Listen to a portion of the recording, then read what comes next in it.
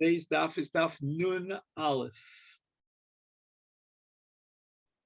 And we begin on the second line. Hahu yasam v'yisoma the asu kame the Rav. So there was a brother and a sister, and this was a case where the father died leaving metaltal. And again, we get back to the question of feeding mizonos to the bas after her father's death from his estate. If there's no karka, there's only metaltal. So this question came up in front of Rava. There was an apotropos who was in charge of divvying up the property of the late father, but there was no karka, there was only metaltal. Amalu Rava, haluli asom b'shvil yisoma. Give a special extra portion of mizonos to the boy so that he'll have enough to divvy up with his sister, who also deserves mizonos from the estate, even though it was only metaltal. Amalei Rabbanu l'Rava, Rava, you have a position, and you're committed to that view. Mar Hudiyama, you were the one who said that mimakarke belomi metaltale, that when you come to support the orphan, the female orphan, you do so from karka and not from metaltalin. Whether it's for the mizonos, which is called mizoni in the Lashon of the Gemara, or the ksuba, to give the isha the worth of haksuba, monomasayin, or it's parnasa, meaning nidunya, that we discussed yesterday. In all these cases, the collection is only from karka and not from metaltalin. How can you now paskin a hora that we're going to be gova from metaltalin? Amalu Rava responds. Now let's try to give a little bit of an introduction to Rava's response.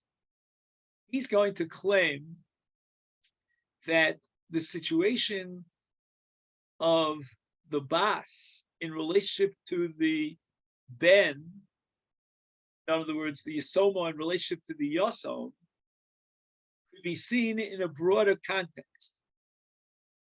And that is, let's say, for example, the apotropos would make a determination that after the death of the father, they need to hire help to take care of the house, make sure it's clean, to serve the food, a kind of a maidservant that has to be employed because this young child is an orphan and there's no one to oversee all the services that he needs to be taken care of.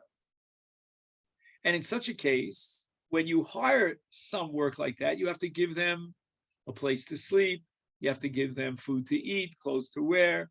This is all part of the context of supporting a shivcha, a maidservant. So therefore, the achos, the yisoma, who is the surviving orphan, is no worse than the shivcha. Ilu rotza shivcha l'shamsho, if the apotropos who's overseeing the children realize that they need help, they need a shivcha l'shamsho to do and provide all the services. Lo yavina, wouldn't that be considered one of the needs of the heir, of the son who inherits his father? We would spend the money from the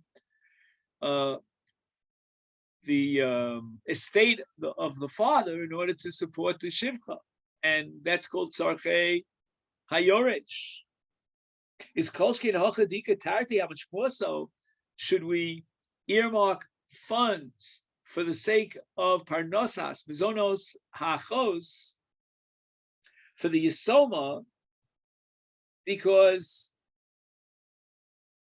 certainly his own sister, he would certainly want to support her and give her mizonos. And not only that, she will now in turn help out in the house like a shivcha, l'shamsho, l'tzarcha. Torah Rabbanan echad nechasim sheyesh lem achrais, ve'echad nechasim she'ein lem achrais. Whether it's karka, where there's a lien, that's called achrais, or nechasim she'ein lem achrais is metaltal.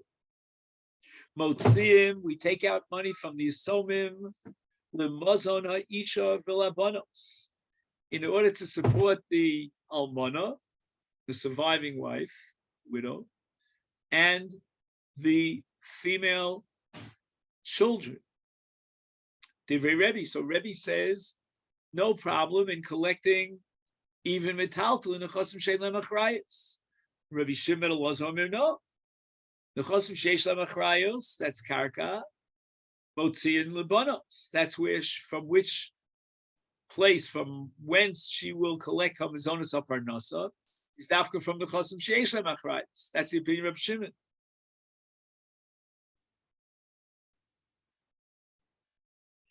Motziin lebanos min abanim. Let's say there are older daughters who are going to grab on to the possessions of their father after his death. Let's say there are no sons to inherit.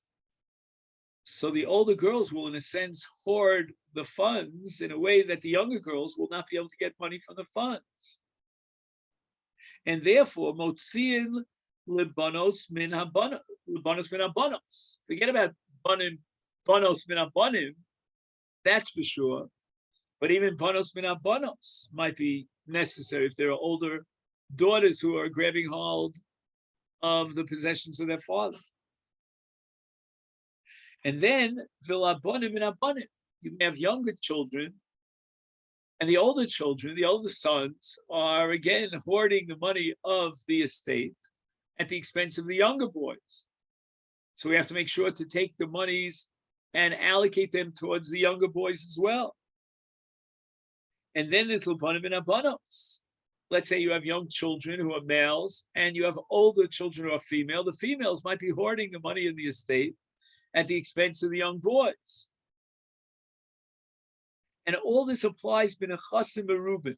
We're talking about a case where the father died and he left a substantial amount of funds, and there's enough mazon for the banim and the banos. And now if the gedolim, the older ones, grabbed onto this, we have to make sure to take it out of their possession so that everyone, even the ketanim, will get their share of mizonos. So that's called the chasim merubin. Avol lo labanim and abanos bin chasim muatim. However, the Brisa concludes by telling us that we don't take the money out of the possession of the banim for the sake of the banos if they're nechasim muatim. If the Yerusha is very lean, shall we say, and there's not enough to support the banim and the banos, the Chachamim said that in this case, it's the banos that we have to worry about. We don't want to have to force them to, out of desperate poverty, knock on doors in order to collect money for them as onos. So we're going to protect the situation of the banos at the expense of the banim. And the banim will have to be chozer al apsach. That's called nechasim muat. Now, all this is the reisha of Reb Shimon ben Elazar, the first part of his statement. And he's referring to nechasim sheyesh lemachrayus, means karkos. Avol, however, nechasim she'ein lemachrayus, motziim labanim min abanim, labanos min abanos. Labanim min abanos. He says that in the case of metaltalin, then we're not going to allow the banim to, so to speak, get all the metaltalin, but rather we're going to have to guarantee that the metaltalin are divided up equally, such that we'll take from the banim gedolim in order to support the banim ketanim. We'll take from the banos gedolos and take them out of their possession. labanim for the sake of the banim who have a primary din of Yerusha min Torah, and min abanos, and we'll take out from the older banos gedolos, whatever they may have taken possession of, in order to divide up the metaltalin equally amongst all the children. Avalola banos min abanim. But we're not going to take these metaltalin out of the possession of the banos for the sake of the parnasa of the banim. So we're not going to collect mazon habanos or parnasa unless it's karka. Now, if that be the case, then Reb Shimon Elazar is arguing against Rebbe. Rebbe said that with motzi mamon lemazon habanos, whether it's karka or metaltalin. Gemara paskins afagav b'kaimel and aloch Rebbe michatero. Usually we paskin like Rebbe against the das yochid, against one other tana. But hacha in this case is an exception. Aloch Reb Shimon Elazar the Amarava hilchasami karkoi v'lo mitaltli ben mitzuba ben lemizoni ben leparnos. We paskin like Reb Shimon Elazar, and we're only going to divvy it up from the nechasim sheyesh lemachrais, from the karkos.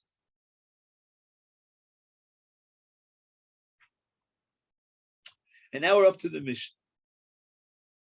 Lo kasav lo ksuba. What happens in a case where a man marries a woman and no ksuba was written up? Nevertheless, besula gova masayim almona monim. They should tie bezdin. Bezdin guarantees that a besula would get no less than masayim for a ksuba and an almona or a beula from the mona, gets the money. And even though this was not written up in any shtar, it's binding by virtue of Tanai Bezdin. And this has to do, it's an expression of the general universal principle of Hefker Bezdin Hefker. Now the Mishnah goes on to a case where he did write a ksuba, but he wrote it in an incorrect fashion. Kasav, he writes to Besula, Sada Shava Mana Achas Masayim Zuz of Yoksuba.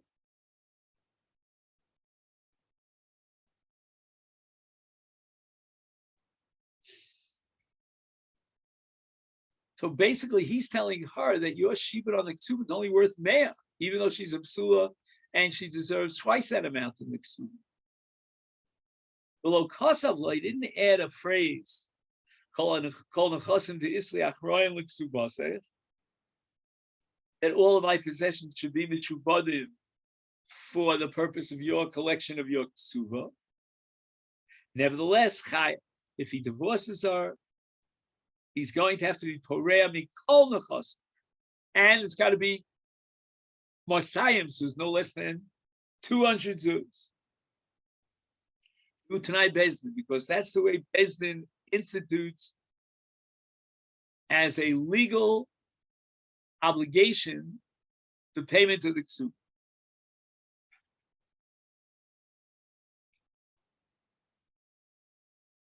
Low cost of law. Now the Mishnah wants to get into detail about what's called pidyona.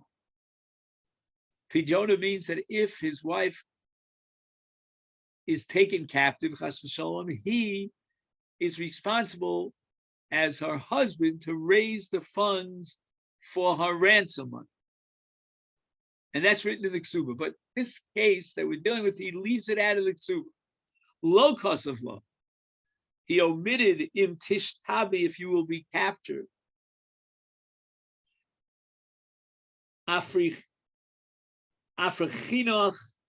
va'osvinach li leintu. Which means that after you are freed from captivity, we will resume our marriage relationship. He didn't write that in the ksuba.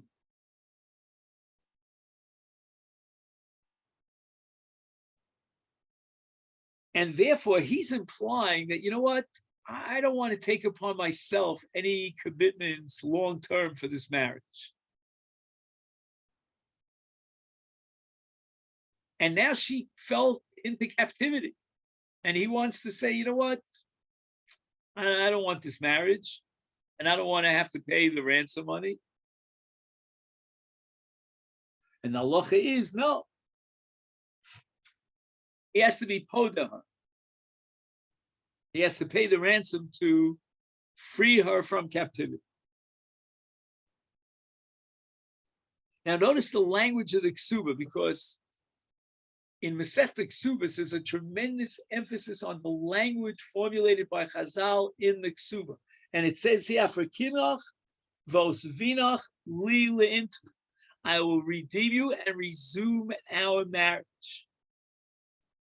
Now that, my friends, could apply to anyone except for a Kohen. Because if Nebuch, a Kohen's wife, was taken Shevi, he will have to divorce his wife, because the premise is going to be that she was violated, and therefore she has the status of a zona, and he has to divorce his wife. So the language of the ksuba that says, I will redeem you if you fall into captive and resume a marriage relationship, could not apply to a Kohen. And therefore the Mishnah emphasizes and adds the next paragraph, ube kohenes, which means an Ashes Kohen, who unfortunately, after she falls in captivity and is redeemed, he has to divorce her. And that's based on the assumption of Chazal that she was raped and violated during her time of Shevi. He does not write in the Ksuba Drinach, I will take you back. Nevertheless, says the Mishnah, Chayav, he has to be Podah. Shehu Tanai Bez.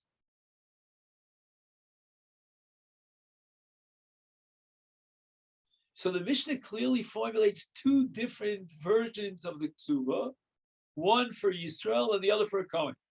In the case of Yisrael, the formulation of the Ksuba is Afrikinech, I will redeem you.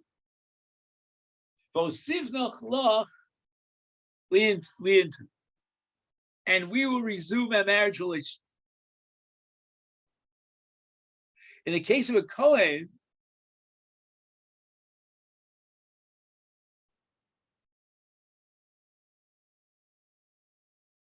obviously he can't write in the Ksuba Adrinoch right liintave.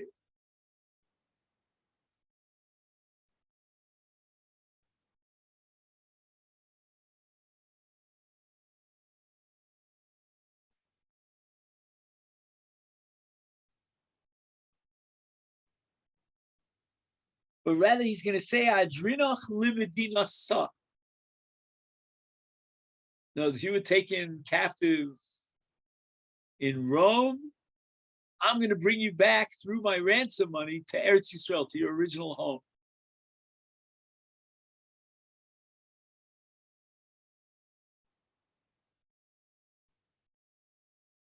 But he cannot add Ve'osivnach lila into, because a shvuya is assumed to have been violated, and therefore she's a zona and she's psula l'kohen. So he's going to have to divorce his wife.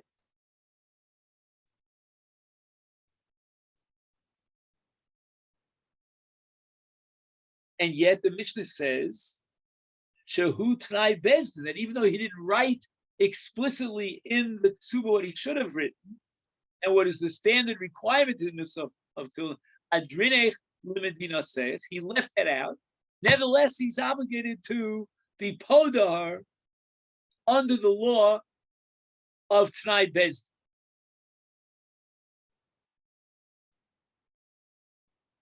So what's fascinating here, the 2 points I want to make. Number one, this marriage, after she became a shvuya and she's married to a Kohen, is on the rocks. It's completely invalidated, because with her status as a shvuya, she can never resume her marriage with her husband, the Kohen. But the second point I want to emphasize here is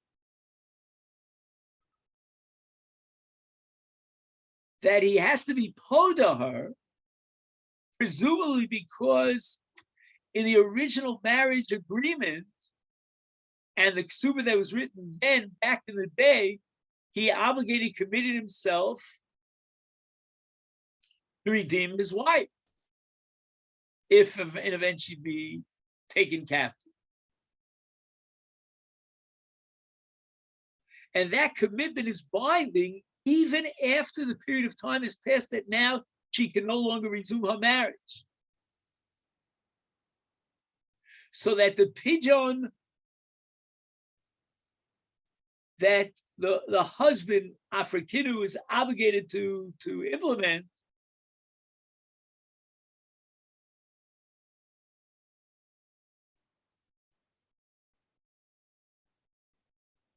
is not part of the marriage itself.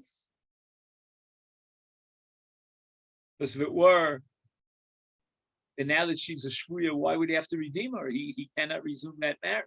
But rather because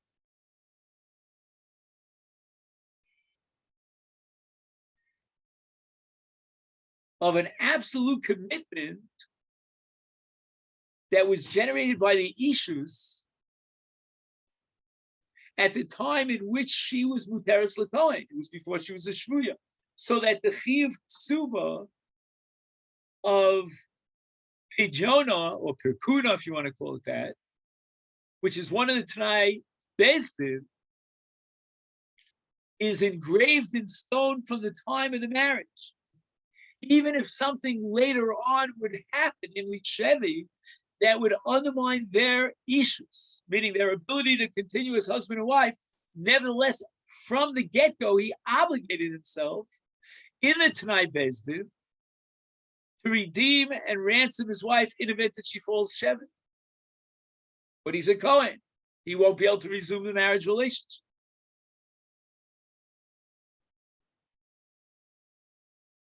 So therefore, instead of Afrikinech for Osivnach Lila into, that language could not be appropriate for a Kohen. He's going to write Afrikinu Ladrinu Lemidinasech. I will free you from Rome and take you back to your original land.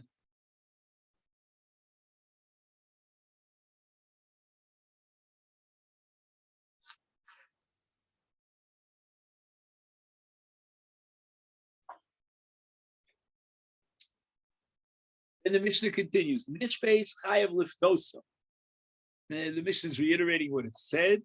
V'im Omar Harei Gita Uksubasa. You know what? Take this get. Here's the money of your ksuba. Shalom al Yisrael. I'm out of here. B'tiftes atzma. And go ahead and ransom yourself. Gather together the funds. Put out a WhatsApp plea. Ein rashon.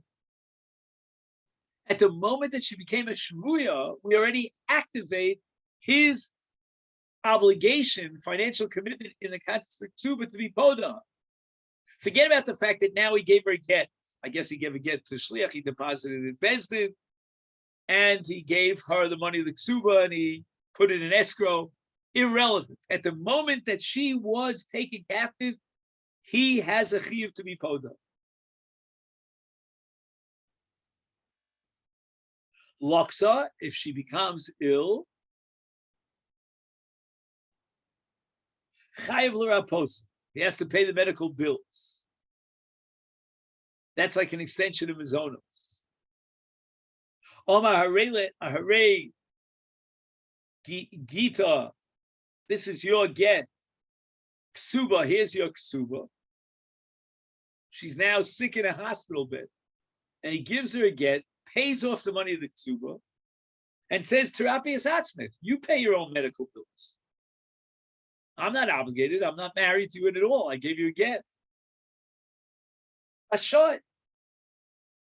He's allowed to do this. In other words, he doesn't have to support his wife after he divorces her. Maybe that applies in other religions, but not now. And therefore, he doesn't have to be merapim. He gave her a get, and that's it. Shalom al Yisrael.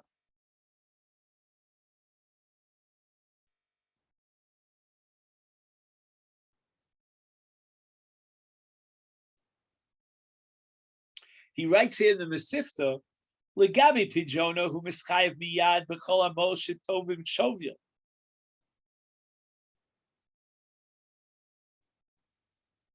Masha enke berafua mischayev b'chol yom kedei tzorach refuasa shal otzo hayom. He's saying that as far as pijon is concerned, whatever the amount of money that is set by the captors as the ransom money, that becomes a chiyuv that the Baal has to pay out. In contrast, refuah is something that is a daily, ongoing, new obligation with every day that passes to cover the medical bills of that day. And in the meantime, he divorced his wife. So when the day after the divorce doesn't generate any fee upon him. The Gemara says to find money. Who is the author of that mission? Got to be Rabbi Meir. The Gemara is going to show you a stira.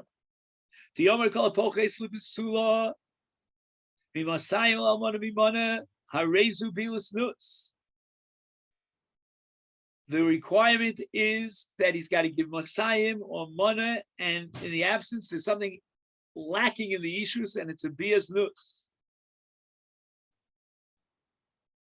And why? I mean, he wrote her a ksuba, but he wrote her less than the amount of money that he was allowed to write, that he was obligated to write. The Rabbi Yehuda, if you're going to try to reconcile our mission with Rabbi Yehuda, Omar, Rabbi Yehuda is the one who says, Ratza, she writes what's called the shovar, a receipt, his kabalti mimcha mana, as if to say, this is fictitious, she received already half a ksuba, 100. Mana, viko seves, his kabalti mimcha chamishim, I already received 50 out of the 100. So Rabbi Yehuda apparently holds that it's not set in stone as an absolute requirement that a basula get masayim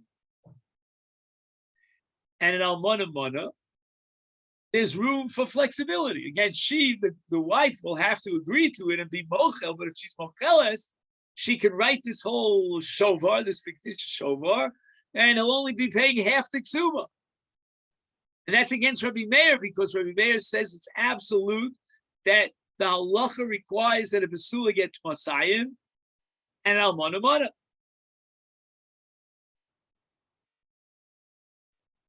Now, how do we prove that our mission is Rabbi Meir?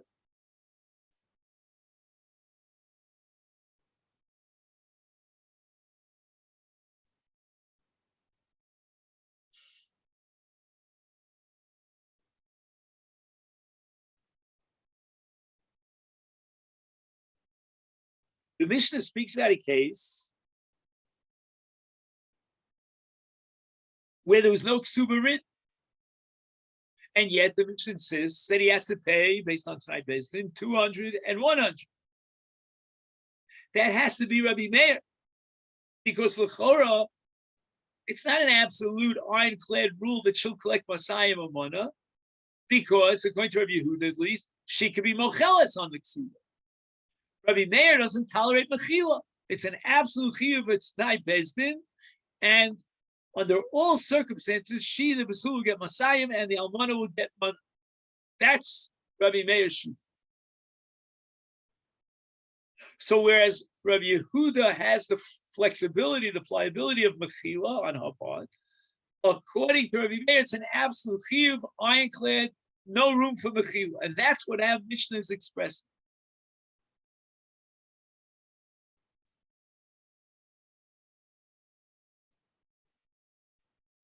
Because Rabbi Yehuda would say that if they didn't write the ksuba and she entered into the marriage without a ksuba, then she was mocheles.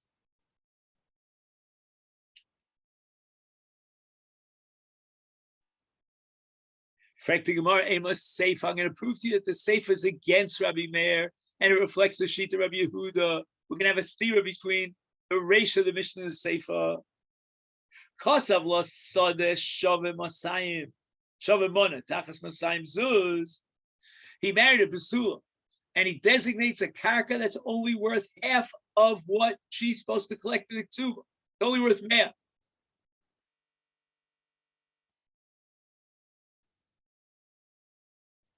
V'lo kosav lo kol nechasim de islan achrayis liksuba seh. And he didn't say, I'm being Meshabed, I lean, L-I-E, and all of my real estate in light and in lieu of Yochi of Ksuba.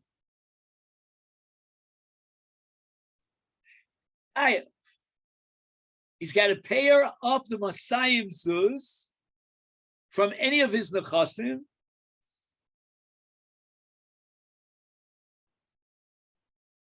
And that's based on Tanai Bezdin.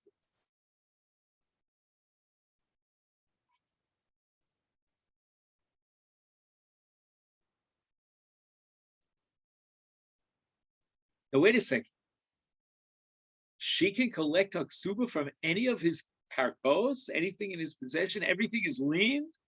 Where does it say that in the ksuba? Lo kosav lo kol nechasim to Islam achroin l'ksuba seif. He omitted it, and yet chayav. He has to be poreah the masayim sus from anywhere, any part of his nechasim, and he has no right to say, "Look, I designated a field." And that field was written up in the star, and it's only worth a mana. She's supposed to get Masayim. Says the Gemara, that reflects the famous Shita of Yehuda in Masechet B'Metzia of Achrayus Tov Sofer. That which is omitted from the Ksuba or any star is a mistake on the part of the Sofer who wrote the star, the scribe. And it's as if it's written in the shtar.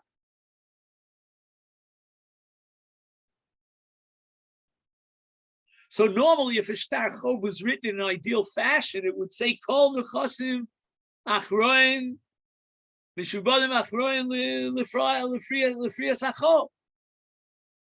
And Rabbi Yehuda says that if that nusach was left out, it was omitted from the shtar. Nevertheless, it's binding as if it were written in the shtar because Achrayis Tov Sofer. Di Rabbi Meir Homer Achrayis Lav Tov Sofer. Rabbi Meir holds that if they didn't write Achrayus in the shtar, then the Malva waived his rights to collect from any part of the karka of the Loveh and have a shibud in his karka. So the omission here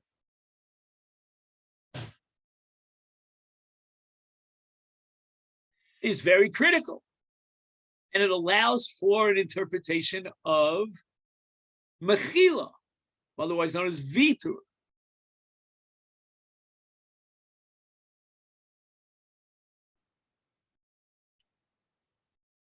This nan, I'm going to prove that Rabbi Yehuda and Rabbi Meir argue about Achrayus Tov Sofer based on a Mishnah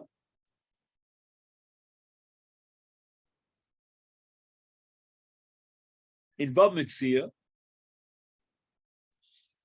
Here we turn Talmud Beis.